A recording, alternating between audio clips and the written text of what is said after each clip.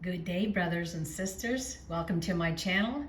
I have a maybe touchy subject that I wanted to share with you here today. We're seeing a lot of people that are beginning to get involved in yoga, but they don't actually realize what is all behind yoga practices.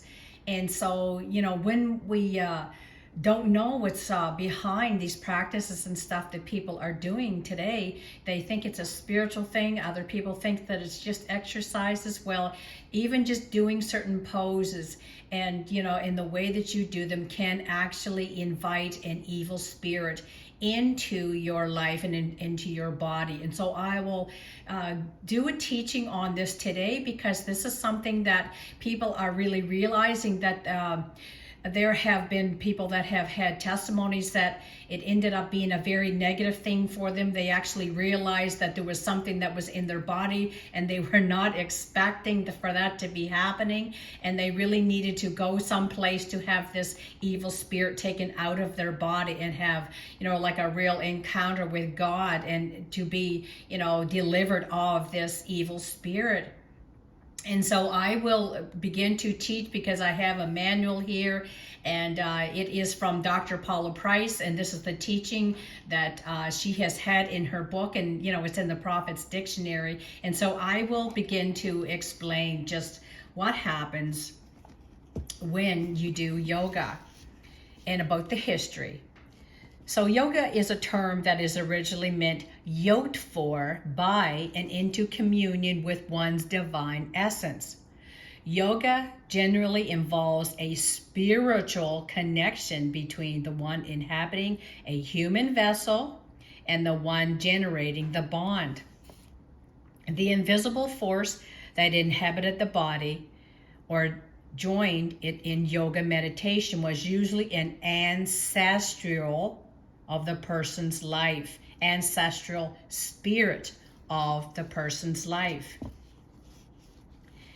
And so the word yoga means union, a path of spiritual enlightenment, peace, joy, and harmony taken by adherents of Hinduism and Buddhism. So you might not actually realize that you're taking part in Hinduism and Buddhism, but this is where it originated.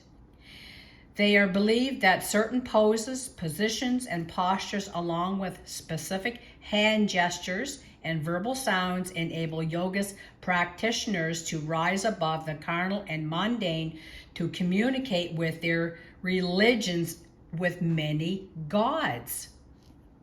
Yoga gestures are designed to invoke specific spirits for their powers. Now, this is the background because it is, founded in Hinduism and Buddhism. So the yoga gestures are designed to invoke specific spirits for their powers, attention, or to inhabit the worshiper's body. See here, this is explaining it plain and simple. And in addition, yoga chants are taken from sounds early Buddhists believe were made by more than a score of theirs and Hindus' goddesses. Words and sounds being perceived as feminine since once uttered by their to bear fruit. The pretended harmlessness of yoga is overstated in view of the above and its application to the therapeutic and the athletic exercise yoga's true intent. Now, research shows that yoga was engaged in as a prelude to the old Indo-aesthetic fertility rites. The inventors of yoga developed it to enable the spirits of their religion to enter and embrace the souls of their worshipers. So this is what I'm saying. This is the truth. And, we just have to be so careful of what we're doing with it, with these yoga stuff here. The background is from this, yoga is developed it to enable the spirits of their religion to enter and embrace the souls of their worshipers. It was engaged in ceremonial to summon their deities, whose names are uttered through its chants and verbal sounds. Without question, yoga's ultimate aim is to unite the practitioner with the old ascetic deities.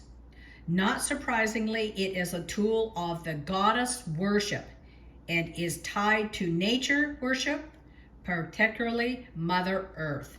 And so we really have to be just so careful, of what the things that we are embracing this day and time, because there are so many new, sure, we've heard of Hinduism, Buddhism, and many other religions, but we don't actually know what the practices are. And this yoga is founded, like I was saying, in Buddhism and Hinduism, and it is inviting an evil spirit into your body, but you don't even realize. And I know a lot of people are saying, they're just starting out, they're doing these poses for, exercise and stuff. Well, that might be so, but at the same time, there are people that are giving testimonies of an evil spirit actually coming into them not long after they begin to get into this yoga. They started out, like I was saying, just with a few exercises, and then ended up getting an evil spirit within them, of which really wreaked havoc in their life and in their health